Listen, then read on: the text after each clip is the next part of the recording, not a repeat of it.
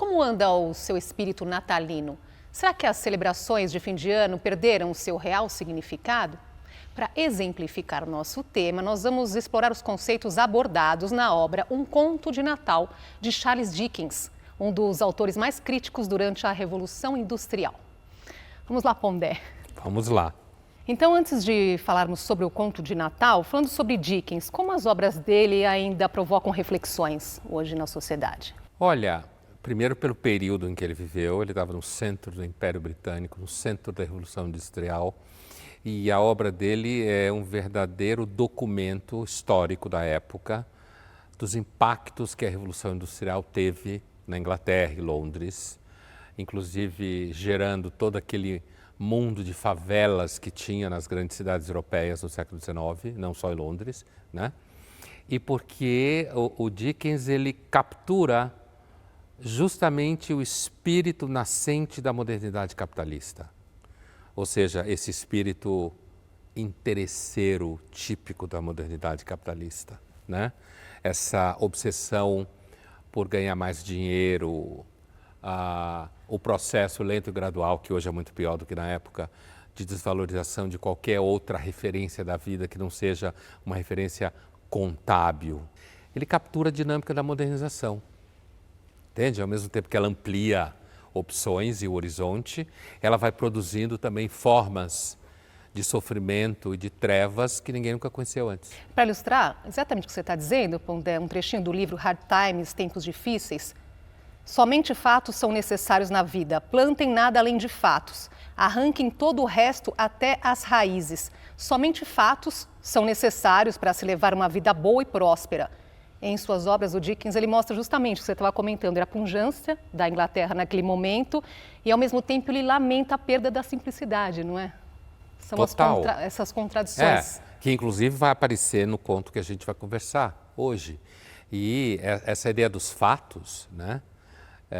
Só importa fatos, apesar de toda a discussão da fake news hoje em dia e tudo mais, sem entrar nesse mérito, o espírito do século XIX, extremamente científico, né? A ciência era mais uma utopia do que qualquer outra coisa naquele momento, e a ideia de que a única coisa que importa é você produzir fatos objetivos.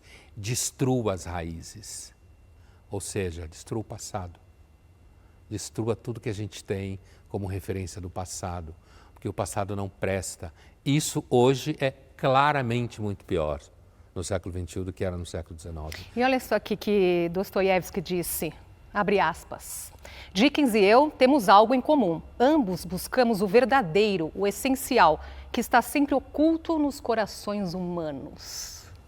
Essa semelhança que o próprio Dostoiévski faz entre ele e o Dickens é porque ambos os autores, também o Dostoiévski analisando a chegada da modernização na Rússia, que tem suas características específicas, né? Mas ambos os autores, o tempo inteiro, apesar de estar no meio daquela bagunça, daquela sujeira, daquela pobreza, certo? O tempo inteiro apontam para uma possibilidade de dignidade, de nobreza no coração humano, que ali no 19 a modernidade não tinha destruído ainda. A questão é se ela não destruiu tudo até agora. Mas agora, quando ele diz que o essencial está oculto nos corações humanos, significa que nós escondemos as nossas emoções? Qual que é o sentido? No Dostoiévski, significa primeiro que o mundo tem toda uma gama de farsas. Vou dar um exemplo, né, da literatura do próprio Dostoiévski. Então tem um personagem no romance O Idiota. Esse personagem, ele é o secretário de um super general poderoso, e esse general poderoso é apaixonadíssimo por uma mulher, ele é casado, óbvio, por uma mulher chamada Nastassia Filipovna, que é apresentada como maravilhosamente linda no romance, né? Todos os homens são enlouquecidos por ela, e esse general quer fazer dela sua amante. Ele já faz, mas ele quer trazê-la para perto dele. Então ele vira para o seu secretário e diz para o secretário o seguinte: você vai casar com ela, para que exista uma justificativa para ela estar sempre perto de mim. Ou seja, você vai ser um corno oficial. Todo mundo sabe disso. E o cara está super humilhado. Então tem uma determinada cena em que esse sujeito está sendo pressionado, inclusive pela sua família, pela sua irmã, como humilhação e tal, e ele vai dar um tapa na cara da sua irmã e o príncipe, personagem principal, fica na frente e leva o tapa, entendeu? Ele leva o tapa. E aí ele põe a mão no rosto e diz, meu Deus, como você vai ter vergonha do que fez? Então, o personagem, o Ganya, ele está fazendo aquilo tudo porque na realidade ele se sente humilhado. Mas dentro do circo, ele tem que garantir o dinheiro, sustentar a família e ter um emprego bom. Ele é obrigado a virar corno profissional para que sua mulher seja amante do general, seu patrão. E o príncipe Minsky, que é o idiota, o personagem principal, ele percebe o que passa dentro do coração do cara. Entendeu? Por isso que ele diz, meu Deus, como você vai ter vergonha disso? Assim como quando ele vê a Nastassia Filipovna, linda, maravilhosa, ele diz, meu Deus, como você deve ser infeliz.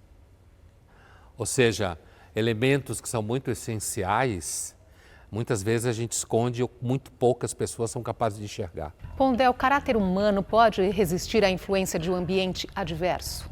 Olha, não dá para não dizer que pode, porque a gente tem alguns exemplos históricos que parecem remeter a isso, né?